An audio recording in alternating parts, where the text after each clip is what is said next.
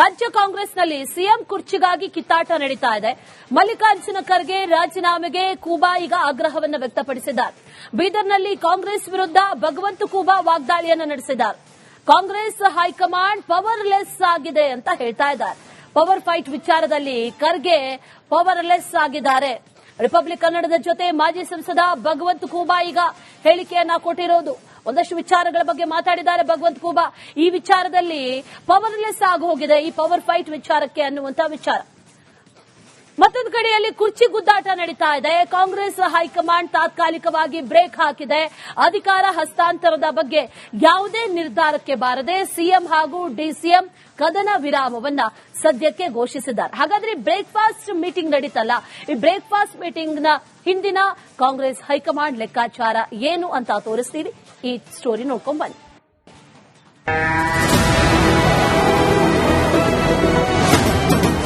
ನಾವು ಹೈಕಮಾಂಡ್ ಏನ್ ತೀರ್ಮಾನ ಕೊಡ್ತದೆ ಆ ರೀತಿಯಾಗಿ ಮಾಡ್ಕೊಂಡು ಹೋಗ್ತೀವಿ. DK. Shivakumar and myself have decided.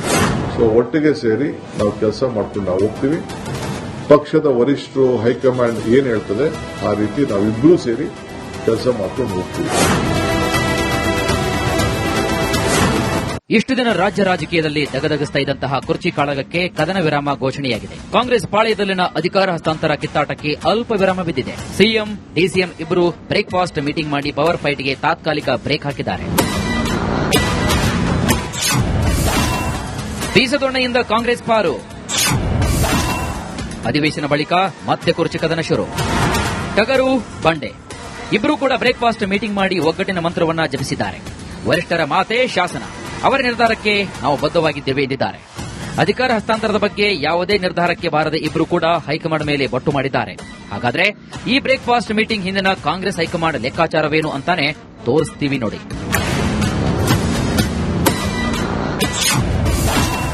High command ಲೆಕ್ಕಾಚಾರ ಏನು? ರಾಜಸ್ಥಾನದಲ್ಲಿ ಅಶೋಕ್ ಗೆಹ್ಲೋಟ್ ಸಚಿನ್ ಪೈಲಟ್ ನಡುವಿನ ಬಡಿದಾಟ ಕಾಂಗ್ರೆಸ್ಗೆ ಹೊಡೆತವನ್ನು ಕೊಟ್ಟಿತ್ತು. ಒಬ್ಬರ ಪರವಾಗಿ ತೀರ್ಮಾನ ಕೈಗೊಂಡ ಕಾರಣ ಕಾಂಗ್ರೆಸ್ ಮಕಾಡೆ ಮಲಗಿದೆ.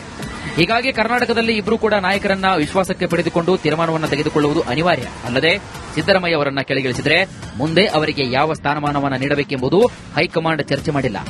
ಅಹಿಂದ ವರ್ಸಸ್ ಒಕ್ಕಲಿಗ ಅನ್ನೋ ವಾತಾವರಣ ನಿರ್ಮಾಣವಾದರೆ ಪಕ್ಷಕ್ಕೆ ನೇರವಾಗಿ ಡ್ಯಾಮೇಜ್ ಆಗಲಿದೆ.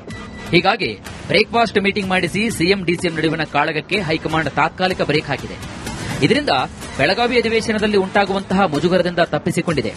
ಇನ್ನು ಅಧಿಕಾರ ಹಸ್ತಾಂತರ ವಿಷಯದಲ್ಲಿ ಸೂಕ್ತ ನಿರ್ಧಾರವನ್ನು ತೆಗೆದುಕೊಳ್ಳಲು ಹೈಕಮಾಂಡ್ಗೆ ಕೊಂಚ ಸಮಯ ಸಿಕ್ಕಿದೆ. ಇನ್ನು ಉಭಯ ನಾಯಕರನ್ನ ಮನವೊಲಿಸುವ ದಾರಿ ಯಾವುದು ಕಂಡು ಹಿಡಿಯಲು ಕಾಲಾವಕಾಶ ಸಿಕ್ಕಿದೆ.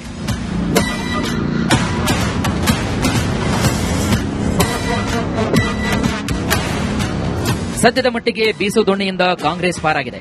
ಅಧಿವೇಶನದಲ್ಲಿ ಉಂಟಾಗುತ್ತಿದ್ದ ಮುಜುಗರದಿಂದ ಒಂದು ಹಂತಕ್ಕೆ ಬಚಾವಾಗಿದೆ. ಹಾಗಂತ ಪವರ್ ಫೈಟ್ಗೆ ಹೈಕಮಾಂಡ್ ಮದ್ದರಿಯದಿದ್ರೆ ಬೆಳಗಾವಿ ಅಧಿವೇಶನ ಬಳಿಕ ಕುರ್ಚಿ ಕಾಳಗದ ಕಿಡಿ ಮತ್ತೆ ಜ್ವಾಲಾಮುಖಿಯಾಗಿ ಸ್ಫೋಟವಾದರೂ ಕೂಡ ಯಾವುದೇ ಅಚ್ಚರಿ ಇಲ್ಲ.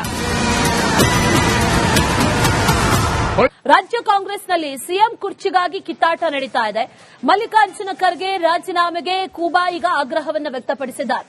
ಬೀದರ್ನಲ್ಲಿ ಕಾಂಗ್ರೆಸ್ ವಿರುದ್ಧ ಭಗವಂತ ಕೂಬಾ ವಾಗ್ದಾಳಿಯನ್ನು ನಡೆಸಿದ್ದಾರೆ. ಕಾಂಗ್ರೆಸ್ ಹೈಕಮಾಂಡ್ ಪವರ್ಲೆಸ್ ಆಗಿದೆ ಅಂತ ಹೇಳ್ತಾ ಇದ್ದಾರೆ. ಪವರ್ ಫೈಟ್ ವಿಚಾರದಲ್ಲಿ ಖರ್ಗೆ ಪವರ್ಲೆಸ್ ಆಗಿದ್ದಾರೆ. ರಿಪಬ್ಲಿಕ್ ಕನ್ನಡದ ಜೊತೆ ಮಾಜಿ ಸಂಸದ ಭಗವಂತ ಕೂಬಾ ಈಗ ಹೇಳಿಕೆಯನ್ನ ಕೊಟ್ಟಿರೋದು. ಒಂದಷ್ಟು ವಿಚಾರಗಳ ಬಗ್ಗೆ ಮಾತಾಡಿದ್ದಾರೆ ಭಗವಂತ ಕೂಬಾ. ಈ ವಿಚಾರದಲ್ಲಿ ಪವರ್ಲೆಸ್ ಆಗಿ ಹೋಗಿದೆ ಈ ಪವರ್ ಫೈಟ್ ವಿಚಾರಕ್ಕೆ ಅನ್ನುವಂತ ವಿಚಾರ. ಮತ್ತೊಂದು ಕಡೆಯಲ್ಲಿ ಕುರ್ಚಿ ಗುದ್ದಾಟ ನಡೀತಾ ಇದೆ. ಕಾಂಗ್ರೆಸ್ ಹೈಕಮಾಂಡ್ ತಾತ್ಕಾಲಿಕವಾಗಿ ಬ್ರೇಕ್ ಹಾಕಿದೆ. ಅಧಿಕಾರ ಹಸ್ತಾಂತರದ ಬಗ್ಗೆ ಯಾವುದೇ ನಿರ್ಧಾರಕ್ಕೆ ಬಾರದೆ ಸಿಎಂ ಹಾಗೂ ಡಿಸಿಎಂ ಕದನ ವಿರಾಮವನ್ನ ಸದ್ಯಕ್ಕೆ ಘೋಷಿಸಿದ್ದಾರೆ. ಹಾಗಾದ್ರೆ ಬ್ರೇಕ್ಫಾಸ್ಟ್ ಮೀಟಿಂಗ್ ನಡೀತಲ್ಲ, ಈ ಬ್ರೇಕ್ಫಾಸ್ಟ್ ಮೀಟಿಂಗ್ ನ ಹಿಂದಿನ ಕಾಂಗ್ರೆಸ್ ಹೈಕಮಾಂಡ್ ಲೆಕ್ಕಾಚಾರ ಏನು ಅಂತ ತೋರಿಸ್ತೀವಿ. ಈ ಸ್ಟೋರಿ ನೋಡ್ಕೊಂಡ್ ಬನ್ನಿ.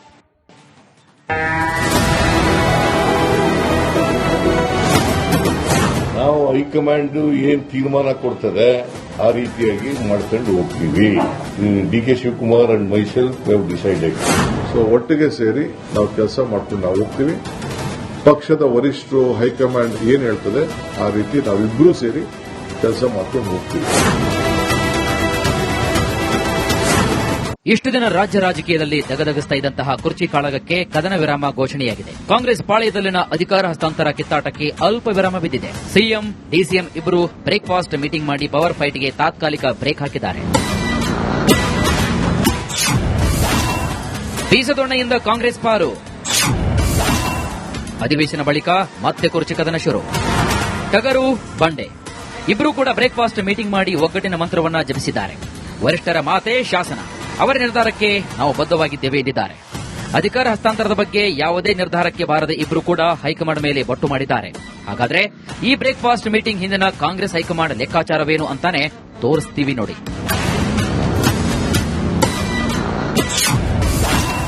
ಹೈಕಮಾಂಡ್ ಲೆಕ್ಕಾಚಾರ ಏನು? ರಾಜಸ್ಥಾನದಲ್ಲಿ ಅಶೋಕ್ ಗೆಹ್ಲೋಟ್, ಸಚಿನ್ ಪೈಲಟ್ ನಡುವಿನ ಬಡಿದಾಟ ಕಾಂಗ್ರೆಸ್ಗೆ ಹೊಡೆತವನ್ನು ಕೊಟ್ಟಿತ್ತು. ಒಬ್ಬರ ಪರವಾಗಿ ತೀರ್ಮಾನ ಕೈಗೊಂಡ ಕಾರಣ ಕಾಂಗ್ರೆಸ್ ಮಕಾಡೆ ಮಲಗಿದೆ. ಹೀಗಾಗಿ ಕರ್ನಾಟಕದಲ್ಲಿ ಇಬ್ಬರು ಕೂಡ ನಾಯಕರನ್ನ ವಿಶ್ವಾಸಕ್ಕೆ ಪಡೆದುಕೊಂಡು ತೀರ್ಮಾನವನ್ನು ತೆಗೆದುಕೊಳ್ಳುವುದು ಅನಿವಾರ್ಯ. ಅಲ್ಲದೆ ಸಿದ್ದರಾಮಯ್ಯ ಅವರನ್ನ ಕೆಳಗಿಳಿಸಿದರೆ ಮುಂದೆ ಅವರಿಗೆ ಯಾವ ಸ್ಥಾನಮಾನವನ್ನು ನೀಡಬೇಕೆಂಬುದು ಹೈಕಮಾಂಡ್ ಚರ್ಚೆ ಮಾಡಿಲ್ಲ. ಅಹಿಂದ ವರ್ಸಸ್ ಒಕ್ಕಲಿಗ ಅನ್ನೋ ವಾತಾವರಣ ನಿರ್ಮಾಣವಾದರೆ ಪಕ್ಷಕ್ಕೆ ನೇರವಾಗಿ ಡ್ಯಾಮೇಜ್ ಆಗಲಿದೆ. ಹೀಗಾಗಿ ಬ್ರೇಕ್ಫಾಸ್ಟ್ ಮೀಟಿಂಗ್ ಮಾಡಿಸಿ ಸಿಎಂ, ಡಿಸಿಎಂ ನಡುವಿನ ಕಾಳಗಕ್ಕೆ ಹೈಕಮಾಂಡ್ ತಾತ್ಕಾಲಿಕ ಬ್ರೇಕ್ ಹಾಕಿದೆ. ಇದರಿಂದ ಬೆಳಗಾವಿ ಅಧಿವೇಶನದಲ್ಲಿ ಉಂಟಾಗುವಂತಹ ಮುಜುಗರದಿಂದ ತಪ್ಪಿಸಿಕೊಂಡಿದೆ. ಇನ್ನು ಅಧಿಕಾರ ಹಸ್ತಾಂತರ ವಿಷಯದಲ್ಲಿ ಸೂಕ್ತ ನಿರ್ಧಾರವನ್ನು ತೆಗೆದುಕೊಳ್ಳಲು ಹೈಕಮಾಂಡ್ಗೆ ಕೊಂಚ ಸಮಯ ಸಿಕ್ಕಿದೆ. ಇನ್ನು ಉಭಯ ನಾಯಕರನ್ನ ಮನವೊಲಿಸುವ ದಾರಿ ಯಾವುದು ಕಂಡುಹಿಡಿಯಲು ಕಾಲಾವಕಾಶ ಸಿಕ್ಕಿದೆ.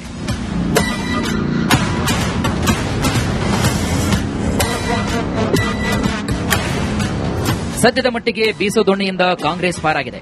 ಅಧಿವೇಶನದಲ್ಲಿ ಉಂಟಾಗುತ್ತಿದ್ದ ಮುಜುಗರದಿಂದ ಒಂದು ಹಂತಕ್ಕೆ ಬಚಾವಾಗಿದೆ. ಹಾಗಂತ ಪವರ್ ಫೈಟ್ಗೆ ಹೈಕಮಾಂಡ್ ಮದ್ದರಿಯದಿದ್ರೆ ಬೆಳಗಾವಿ ಅಧಿವೇಶನ ಬಳಿಕ ಕುರ್ಚಿ ಕಾಳಗದ ಕಿಡಿ ಮತ್ತೆ ಜ್ವಾಲಾಮುಖಿಯಾಗಿ ಸ್ಫೋಟವಾದರೂ ಕೂಡ ಯಾವುದೇ ಅಚ್ಚರಿಯಿಲ್ಲ. ರಾಜ್ಯ ಕಾಂಗ್ರೆಸ್ನಲ್ಲಿ ಸಿಎಂ ಕುರ್ಚಿಗಾಗಿ ಕಿತ್ತಾಟ ನಡೀತಾ ಇದೆ. ಮಲ್ಲಿಕಾರ್ಜುನ ಖರ್ಗೆ ರಾಜೀನಾಮೆಗೆ ಕೂಬಾ ಈಗ ಆಗ್ರಹವನ್ನು ವ್ಯಕ್ತಪಡಿಸಿದ್ದಾರೆ.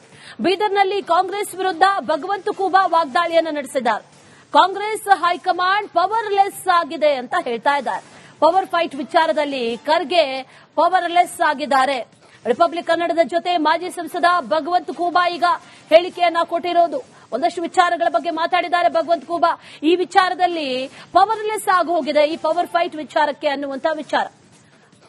ಮತ್ತೊಂದು ಕಡೆಯಲ್ಲಿ ಕುರ್ಚಿ ಗುದ್ದಾಟ ನಡೀತಾ ಇದೆ. ಕಾಂಗ್ರೆಸ್ ಹೈಕಮಾಂಡ್ ತಾತ್ಕಾಲಿಕವಾಗಿ ಬ್ರೇಕ್ ಹಾಕಿದೆ.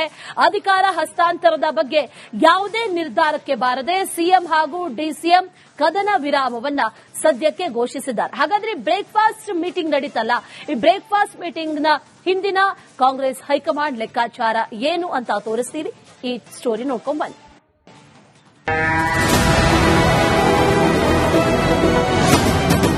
ನಾವು ಹೈಕಮಾಂಡ್ ಏನ್ ತೀರ್ಮಾನ ಕೊಡ್ತದೆ ಆ ರೀತಿಯಾಗಿ ಮಾಡ್ಕೊಂಡು ಹೋಗ್ತೀವಿ. DK. Shivakumar and myself have decided.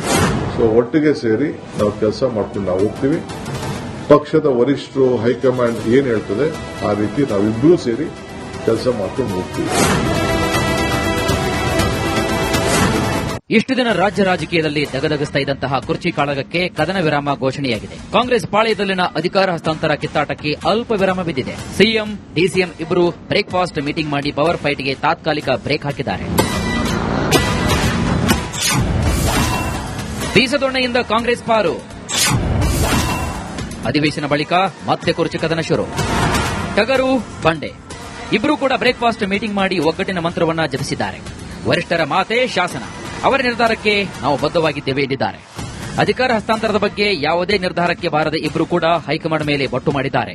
ಹಾಗಾದ್ರೆ ಈ ಬ್ರೇಕ್ಫಾಸ್ಟ್ ಮೀಟಿಂಗ್ ಹಿಂದಿನ ಕಾಂಗ್ರೆಸ್ ಹೈಕಮಾಂಡ್ ಲೆಕ್ಕಾಚಾರವೇನು ಅಂತಾನೆ ತೋರಿಸ್ತೀವಿ ನೋಡಿ.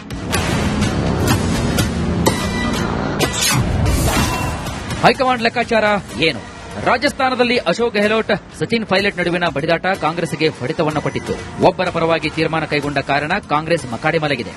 ಹೀಗಾಗಿ ಕರ್ನಾಟಕದಲ್ಲಿ ಇಬ್ಬರು ಕೂಡ ನಾಯಕರನ್ನ ವಿಶ್ವಾಸಕ್ಕೆ ಪಡೆದುಕೊಂಡು ತೀರ್ಮಾನವನ್ನು ತೆಗೆದುಕೊಳ್ಳುವುದು ಅನಿವಾರ್ಯ. ಅಲ್ಲದೆ ಸಿದ್ದರಾಮಯ್ಯ ಅವರನ್ನ ಕೆಳಗಿಳಿಸಿದರೆ ಮುಂದೆ ಅವರಿಗೆ ಯಾವ ಸ್ಥಾನಮಾನವನ್ನು ನೀಡಬೇಕೆಂಬುದು ಹೈಕಮಾಂಡ್ ಚರ್ಚೆ ಮಾಡಿಲ್ಲ.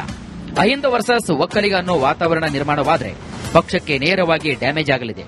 ಹೀಗಾಗಿ ಬ್ರೇಕ್ಫಾಸ್ಟ್ ಮೀಟಿಂಗ್ ಮಾಡಿಸಿ ಸಿಎಂ, ಡಿಸಿಎಂ ನಡುವಿನ ಕಾಳಗಕ್ಕೆ ಹೈಕಮಾಂಡ್ ತಾತ್ಕಾಲಿಕ ಬ್ರೇಕ್ ಹಾಕಿದೆ. ಇದರಿಂದ ಬೆಳಗಾವಿ ಅಧಿವೇಶನದಲ್ಲಿ ಉಂಟಾಗುವಂತಹ ಮುಜುಗರದಿಂದ ತಪ್ಪಿಸಿಕೊಂಡಿದೆ. ಇನ್ನು ಅಧಿಕಾರ ಹಸ್ತಾಂತರ ವಿಷಯದಲ್ಲಿ ಸೂಕ್ತ ನಿರ್ಧಾರವನ್ನು ತೆಗೆದುಕೊಳ್ಳಲು ಹೈಕಮಾಂಡ್ಗೆ ಕೊಂಚ ಸಮಯ ಸಿಕ್ಕಿದೆ. ಇನ್ನು ಉಭಯ ನಾಯಕರನ್ನ ಮನವೊಲಿಸುವ ದಾರಿ ಯಾವುದು ಕಂಡುಹಿಡಿಯಲು ಕಾಲಾವಕಾಶ ಸಿಕ್ಕಿದೆ.